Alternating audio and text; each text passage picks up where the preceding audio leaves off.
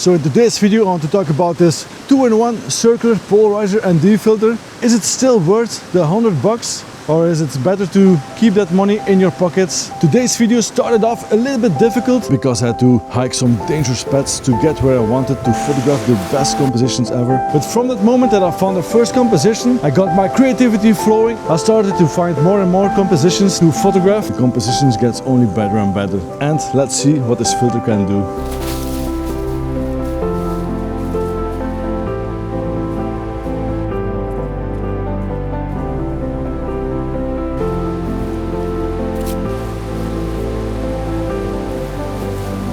I finally found my first composition of today.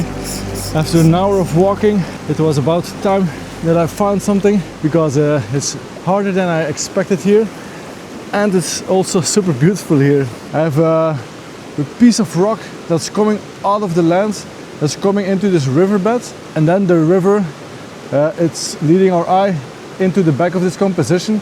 And also in the back of the composition we got some I think beech trees that are lit up by the sun.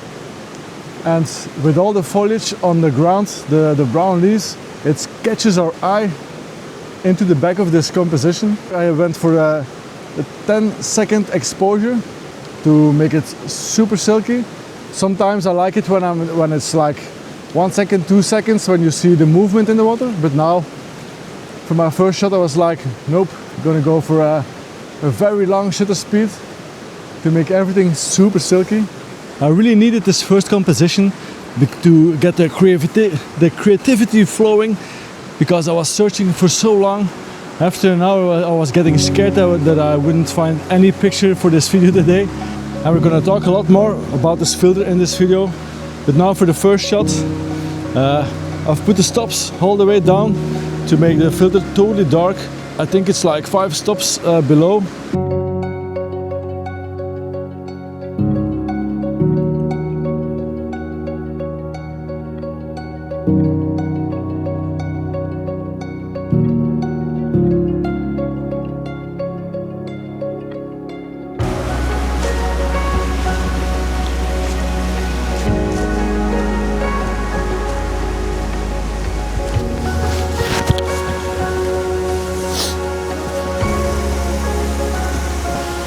I'm sweating from all the walking and climbing. What a forest here.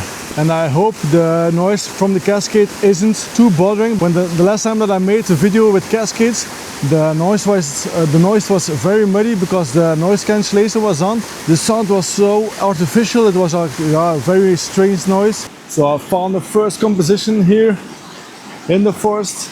We got some water cascades, or just cascades. So today I'm trying without the noise cancellation.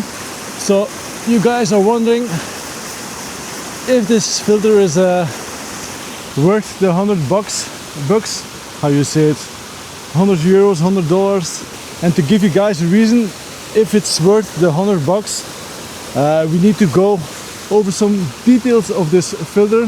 The reason why I love this filter so much is it's a 2-in-1, and when I turn on this filter to the left side, you can see on the rock on the left side in the middle of the frame the glare is gone. So I'm going to turn further and you can see the glare coming back. And meanwhile we are talking about this filter. I've made a very beautiful composition here. There's water flowing down from this mountain from this mountain hill. I've used the natural elements to frame our frame for this composition. There are some leaves from a beech tree. Yes, from a beech tree or a beech tree. That's just on top of this small cascade. So we got some nice yellows and browns on top of this composition. Then under that we got the tree where the bark is gone. Oh, the tree is dead. I didn't saw that. So the tree is dead and there's a lot of the bark gone. And we got that very bright wood on this tree, and the sun is lighting it up. So it's really prominent in this picture. And then we got the water flowing down. And underneath this composition we have a dead tree that is lying over this cascade, and that's acting like our or frame underneath our composition. A very nice composition, got a lot of rocks, the brown leaves on top of the soil here, on the ground. And then I went for a 3-second exposure.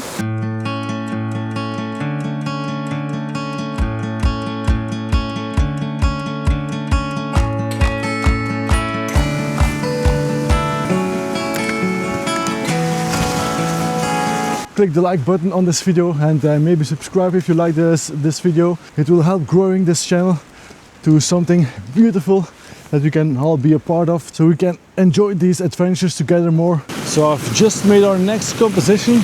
I'm gonna do a focus stacking for this composition. I have to screw my filter thread on it. I forgot it. I have one filter that is dirty.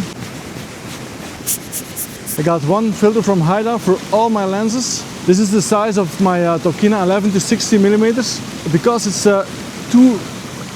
82 millimeters big, I've bought for all my lenses this nice filter. So all my lenses have a different filter size or a thread size.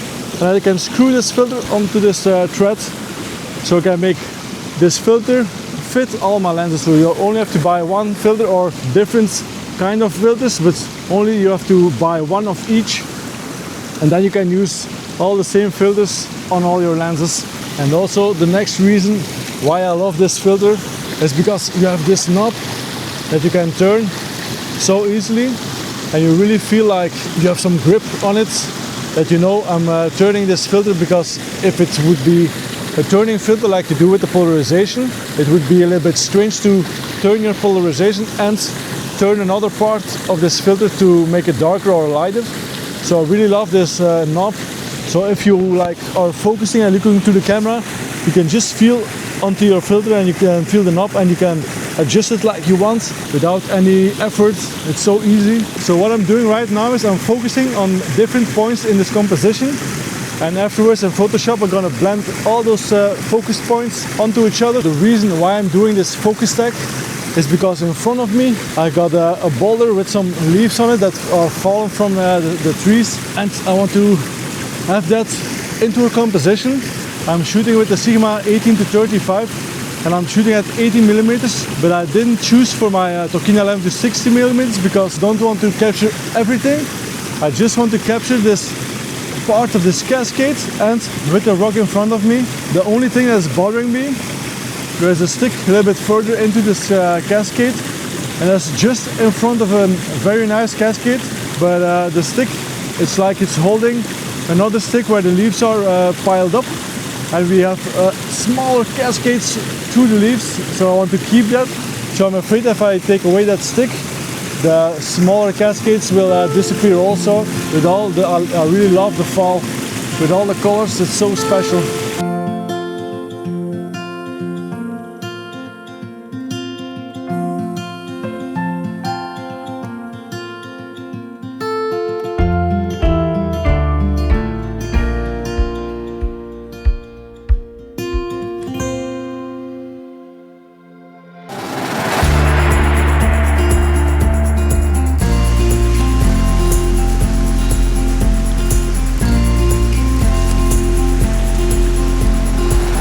So I've been going back and forth with this composition.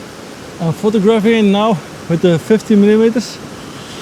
But first I was like, I'm gonna photograph this with the tele lens. And then afterwards it was like, nope, I'm gonna take the 50 millimeters lens. And then I was like, oh no, there's something else that I want to include in the foreground. So I'm gonna take my Sigma 18 to 35. But that lens was too wide. So I was like, oh, maybe I have to go with the T lens and not with the 50 millimeters. Then going back, and now I ended up on the 50 millimeters. So I'm gonna photograph this composition. So I'm trying to screw on the 2-in-1 circular polarizer and defilter, and I'm doing a bad job doing that. And I have to be pretty quick because it starts to get dark and I have a long way to go back on this hike. And I don't want to be all alone here in the forest in the dark. I'm scared in the dark. Turning around, turning, something like that. Gonna start off with a 3-second exposure to test out this composition. Gonna go for a 13-second exposure. Don't know if it's gonna be good or not, but we're losing light super quickly. So we're gonna go for the 3-second exposure, because now with the 13-second exposure, why am I so high?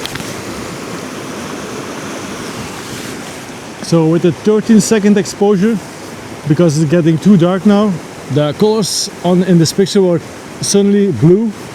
I think it's because I dropped my darkness on this circular polarizer and defilter to get a longer exposure to let less light in. My ISO is also way up, so I have to try to drop my ISO first. It was at 200. Still gonna go for the 3-second exposure. So what I'm doing in this composition is I'm using the branches here on top to have a natural frame around our water here that's flowing here, and in the bottom side we got this branch here. Maybe you can see it here. This branch is our foreground element, and underneath that branch there's a rock that's just in this curve of this branch. And then on the left side of the composition we got some greens to lead our eye into this cascade or into the flowing waters here. I'm photographing this at f10 to get a lot of depth at 3 seconds at ISO 100. No, the 3 seconds was at ISO 200 or 300, I forgot, but I will show you when I let you see the photo. So the question for today, is it worth the $100 for this filter? If you're also a photographer like me, not always using a filter, but you want to photograph some moving water and you want to get rid of the glare, this filter is worth its $100. But if you're like, I'm almost never photographing water, I don't think you should buy this filter.